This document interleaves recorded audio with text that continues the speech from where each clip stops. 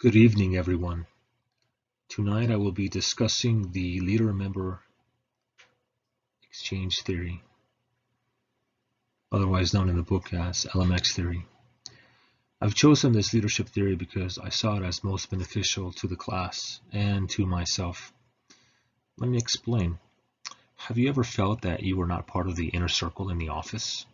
That for unknown reasons, your boss was giving other employees more attention and favors than they were giving you?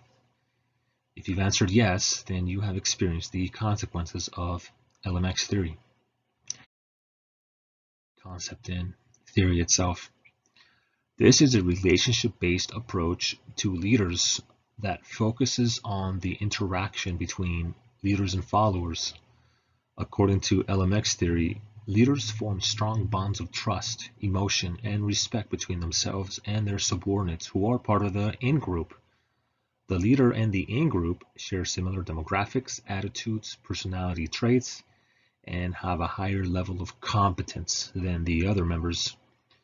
Those that are unlike the leader, lack motivation, are satisfied with mediocrity, and therefore end up being part of the out-group.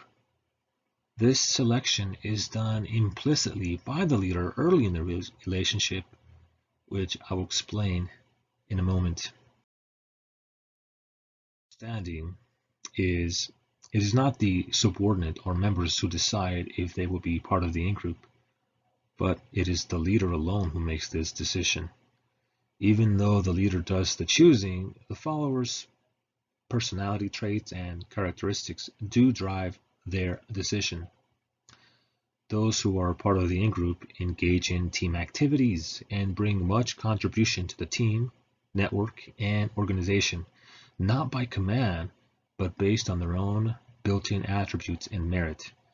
Leaders also resort to such actions of subgrouping because of a lack of resources. Let's look at the vertical dyad linkage. Dyad meaning a conversation between party A and B, and vertical meaning hierarchy. So what we have here we have leader interacting with his subordinates A, B, and C in the in-group, D, E, and F in the out-group. Each interaction may be one of either high or low quality, defining their relationship. And I will go deeper into this in a moment. There are 3 stages of LMX. Stage 1, role taking.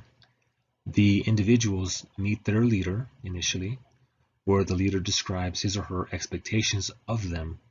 The leader explains their responsibilities, describes their objectives, and gives them their assignments. The leader observes and analyzes the individuals to determine their characteristics, their abilities, and how much they're able to contribute and how much they can handle. Stage 2, role making. The new member is integrated into the team, where they demonstrate how well they function with other members. They're now able to display their reliability and their devotion to the team and to their leader. The members are observed and categorized by the leader into one of the 2 subgroups, in-group or out-group, based again on their characteristics, their trustworthiness, achievements, work ethics, and how well they manage their responsibilities. And stage 3, routinization. In the final stage, the routines between the team members and their leader are established. Those that are part of the in-group display respect, trust, dedication, patience, and continue to work hard to maintain a good opinion of their leader. Those that are part of the out-group are the opposite. They have a routine of doing the same thing daily without receiving much feedback from their leader. This makes it difficult for the out-group to stand out and to receive an equal amount of attention as of the in-group in order to show their growth or advancement. In-group characteristics. What are they like? If the leader believes the new member is trustworthy, if they have given them more attention than what is the norm, If the new member has contributed positively to the team, and if the leader has identified common traits between themselves and the new member, the leader will subconsciously assign the new member to be part of the in-group. Those who are part of the in-group tend to be competent. They have the necessary ability, knowledge, and skill to do their job successfully. They are agreeable. They are a pleasure to have around. They are conscientious. They wish to perform their duties well and thoroughly. They are extroverts, meaning socially confident and outgoing. They have an internal locus of control, meaning they feel like they make things happen instead of feeling like things happen to them.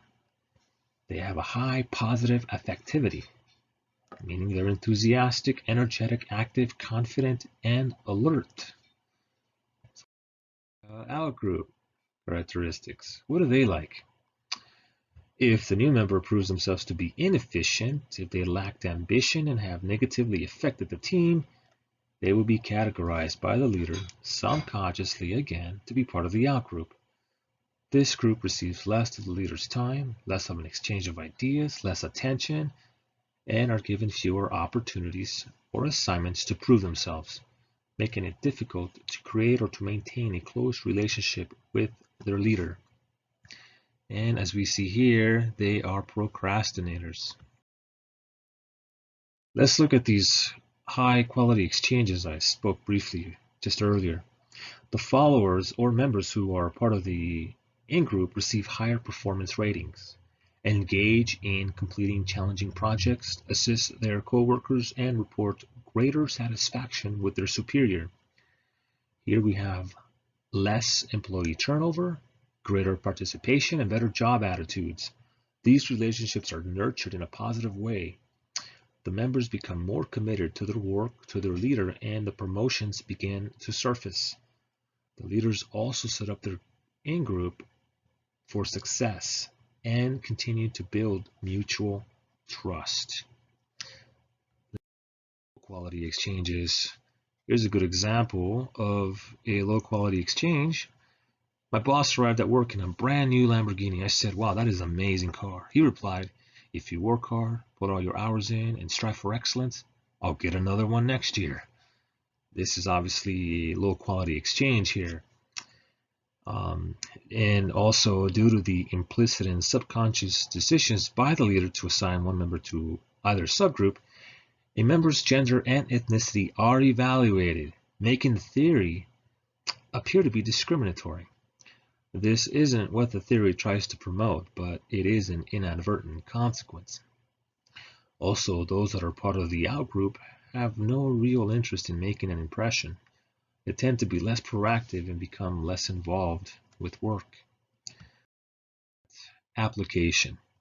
The best way to apply LMX is by nurturing high-quality exchanges with all members, not just the in-group. The leader should try to get all members to be part of their in-group. Rather than concentrating on the differences between themselves and the out-group, the leader should focus on ways to build trust and respect with all their subordinates, resulting in their entire network being part of the in-group. These leaders should receive leadership training on leadership behaviors to better instruct their workers concerning their roles in order to promote effective bonding. If they're all committed to the same goals, it'll be mutually beneficial to one another in their interaction, benefiting the entire network. Thank you.